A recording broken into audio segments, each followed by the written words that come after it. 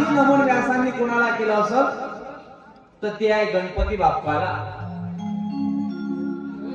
कोणाला? गणपती बाप्पा. गणपती बाप्पा काय करतो? गणपती बाप्पा जो सुख करणार आहे आणि दुःख हरणार आहे, ज्याला वक्रतुंड महाकाय सूर्यकोटि समप्रभ निर्विघ्न कुरुमे देव सर्व कार्येषु सर्वदा आपण असं म्हणतो. श्री महागणाधिपती नमो नमः. इष्ट देवता, स्थान देवता, वास्तु देवता भ्यो नमो नमः आपण संकल्प करत असतो. स्त्री पुत्र पौत्र धन विद्या जय यश आरोग्य विष्णू कामना सिद्धी पार्थक आपण त्याचं पूजन करत असतो. संसारामध्ये जर आपल्याला लग्न वगैरे असेल तर देवकुंडीमध्ये आधी जर आपण स्थापना करत असेल तर ते गणपतीची असते, गणपतीची असते.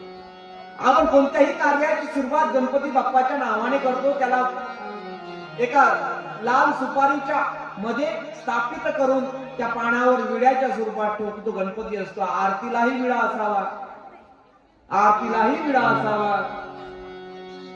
कुठे जात असाल तर विडा असला पाहिजे खिशामध्ये. नवरदेवाच्या खिशामध्ये विडा देत असतात. गणपती बाप्पा सोबत असावा.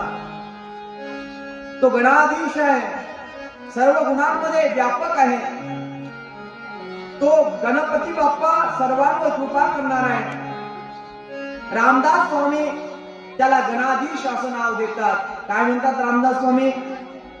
गणाधीश जो ईश सर्वा गुणाचा, मूळारंभ आरंभ तो निर्गुणाचा.